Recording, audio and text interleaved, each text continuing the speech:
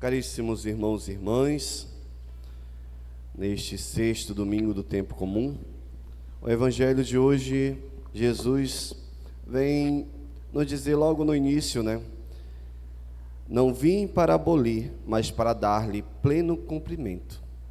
O que Jesus veio fazer, porque o povo, os fariseus, podemos dizer assim, os mestres da lei, eles tinham conhecimento da palavra, eles sabiam como deveria agir, mas eles agiam de uma forma totalmente diferente, porque eles tinham a sabedoria, mas acabavam desobedecendo o Senhor, e por desobedecer, ensinavam errado.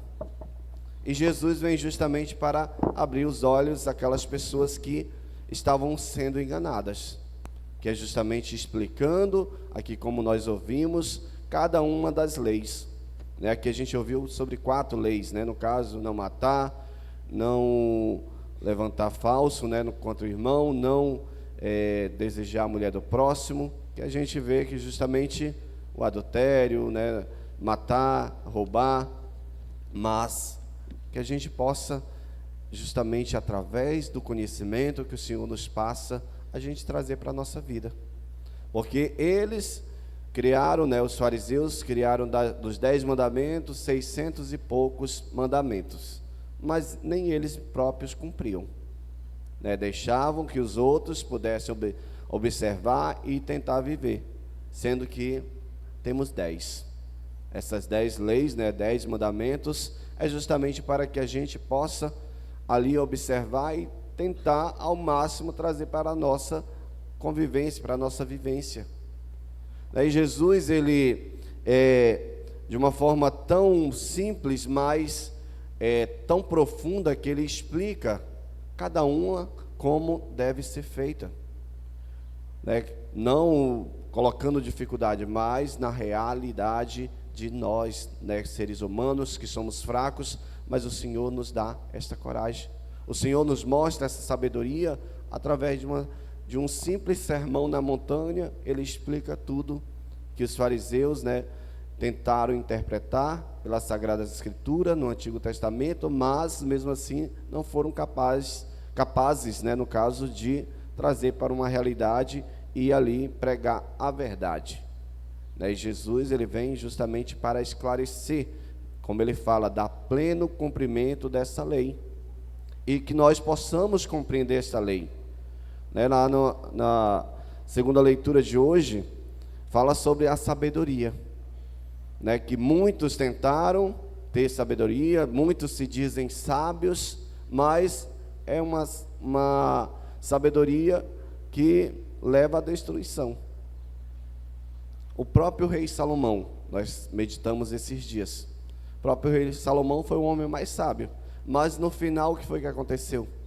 Ele desobedeceu totalmente aquilo que Deus tinha instituído para ele, no caso, casou-se com várias mulheres e foi fazendo os desejos das mulheres, porque foram construindo templos e mais templos para deuses pagãos, e ali ele desobedeceu completamente aquilo que Deus tinha colocado para que ele pudesse cumprir, e assim, a gente vê isso acontecendo com o homem mais sábio, e nós que estamos buscando a santidade, nós que estamos buscando uma vida de sabedoria, pelo menos que fosse um pouquinho, mas que nós estamos buscando vivenciar esses momentos, ser sábios, nas nossas decisões, no nosso dia a dia, e às vezes a gente não consegue, porque se deixa levar pelas coisas que o mundo oferece, que é justamente, hoje nós temos uma facilidade com as redes sociais, nós temos uma facilidade com a internet, sendo que nós poderíamos utilizar a nosso favor, e a gente usa muitas das vezes para nos condenar. Pornografia, conversas, de traição, fotos que não devem ser visualizadas, ainda tem o nome, visualização única, e tudo isso vai nos tirando deste caminho que o Senhor quer para cada um de nós, como eu falei no início, a gente é o último domingo desse período do tempo comum, e próximo domingo já começa a quaresma. Como é que está a nossa preparação? porque nós temos que passar o ano se preparando, não só agora na quaresma, né? Pedir a conversão, a fazer aquele momento todo especial, e passa a quaresma, eu volto lá. Aí tem muitos que hoje parece que o pessoal já ontem à noite curtiu tanto na festa, né, que não vieram hoje para a missa, né? Tomara que venha nos outros horários, né? Mas assim, às vezes a gente deixa de estar na casa de Deus para ir participar de uma festa. Eu assisti um vídeo esses dias muito interessante. Uma pessoa que não é católica, ela falando sobre a questão do carnaval. Né, que o carnaval é o maior portal que se abre para o mundo inferior, né, para que o inimigo saia. Porque ali no carnaval rola de tudo.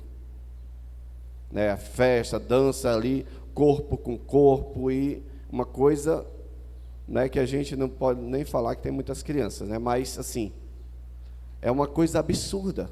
Então é um lugar propício para o inimigo agir.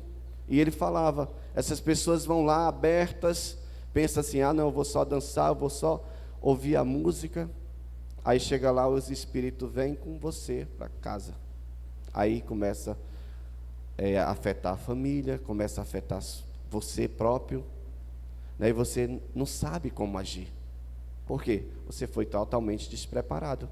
E ele ainda falava, eu não vou para o carnaval, porque eu sei com que eu lido. Então assim, é uma coisa que a gente precisa estar sempre de olhos abertos, porque o inimigo ele está esperando só uma aberturazinha mínima para ele adentrar a nossa vida e fazer ir ao chão. Aí se você vai lá e dá essa oportunidade, com certeza ele vai adentrar e vai permanecer, né? A gente vê aquela passagem que diz que quando o Senhor expulsa um inimigo, né, um demônio, ele vai, sai, e quando ele volta, quer que ele volta com mais 7, né? Tem essa passagem. E se a gente não estiver preparado, gente, se a gente não buscar todos os dias a conversão, como é que nós vamos lutar contra isso? Como é que nós vamos vencer o inimigo se nós vamos para o meio dele? Então, assim, é uma coisa para que nós abramos os nossos olhos e comecemos a mudar essas atitudes. Porque justamente, como eu falei, é uma ocasião propícia para o inimigo se agarrar. O inimigo, ele adentrar a sua vida. E nós precisamos justamente deixar ele de fora. O Senhor já nos libertou, o Senhor nos mostra a verdade, o Senhor nos dá um novo entendimento, uma sabedoria que vem pelo Espírito Santo para que a gente possa lutar contra isso. E nós precisamos estar abertos ao Senhor, não ao inimigo. Nós precisamos lutar diariamente pela nossa salvação, pela nossa santificação. E o que é que nós estamos fazendo? Né? E na primeira leitura, no versículo 19 diz assim, 18, perdão. Diante do homem estão a vida e a morte, o bem e o mal. Ele receberá aquilo que preferir. Então é as nossas decisões nesses momentos que vai contar. Nós receberemos aquilo que nós preferirmos, aquilo que nós colocamos como prioridade na nossa vida. Qual é a nossa prioridade? Qual é a sua prioridade? O que você quer realmente? Porque imagino aquelas pessoas que vêm na Santa Missa querem viver a santidade. Não é só receber Jesus eucarístico, porque você pode receber estando em pecado mortal e cometer um sacrilégio da mesma forma. Posso ir na Santa Missa estando em pecado e receber Jesus, porque alguém vai me julgar se eu não fizer, como fala aqui o Evangelho de hoje. É nós buscarmos viver a santidade, a confissão está aí, né? O Senhor nos dá os meios para que a gente possa viver uma vida santa. Basta nós aderirmos a esse projeto de Deus. A gente vê que as pessoas que aderem ao projeto de Deus, quantos santos nós temos nos altares aí? E quantos outros temos que não são reconhecidos, mas que viveram a santidade? E que nós possamos viver essa santidade, que nós busquemos viver essa santidade diariamente, mesmo que a gente não seja reconhecido pelo Vaticano como santo, mas nós, né, na nossa simplicidade, porque também não precisamos demonstrar, se realmente nós vivemos uma vida santa, a gente não vai se vangloriar, não vai se exaltar, porque eu vivo dessa forma, porque eu sou santo, porque eu sou sábio, porque eu conheço tudo, e você que não conhece, você está condenado. Porque tem muitas pessoas que agem dessa forma. Porque eu aceitei Jesus, agora falando, né, dos nossos irmãos que dizem, né, porque aceitaram Jesus, todos os outros estão condenados. Mas será que realmente aceitou? Porque se aceitasse, amaria o próximo. Porque a tendência daqueles que aceitam Jesus na sua vida é amar o próximo, amar a Deus e o próximo, como a si mesmo. Se você age de outra forma, você não está fazendo a vontade de Deus. Você nem aceitou Jesus na tua vida, porque você está agindo discriminando as pessoas, porque estão buscando, não estão no mesmo nível como você pensa, de sabedoria, de santidade que você. Às vezes a gente age dessa forma condenando o irmão. E que tipo de filhos de cristãos nós somos se nós agimos dessa forma? Estamos fazendo totalmente diferente. E uma coisa mais que chama a atenção no Evangelho é que o Senhor fala lá que o seu sim seja sim e que o seu não seja não. Que é justamente na confiança que nós devemos ter no próximo. Eu não preciso, se a pessoa confia em mim, eu não preciso dizer, eu juro por fulano, por ciclano que eu fiz isso. Né? Porque muitos de nós dizem assim, para confirmar, para dizer assim que você fez aquela coisa ou que você não fez, você diz, eu juro por fulano, eu juro por Deus que eu não fiz isso. Né? Muitos de nós têm essa mania de falar dessa forma. Nós estamos jurando pelo nome de Deus, porque nós não temos capacidade de falar a verdade, nós não temos capacidade de verdadeiramente viver aquilo que nós estamos proferindo ali através da nossa língua. Será que nós não temos essa capacidade? O Senhor nos deu a sabedoria, o Senhor nos deu a inteligência, justamente para que nós possamos agir desta forma. Que o nosso sim seja sim e o nosso não seja não. Se eu disse que aquilo não foi, que não foi eu que fiz, então eu tenho que permanecer ali. E a pessoa precisa acreditar em mim. Não eu tentar jurar por fulano, por ciclano e pelo próprio Deus que aquilo foi realizado na minha vida, o que eu fiz ou o que eu não fiz.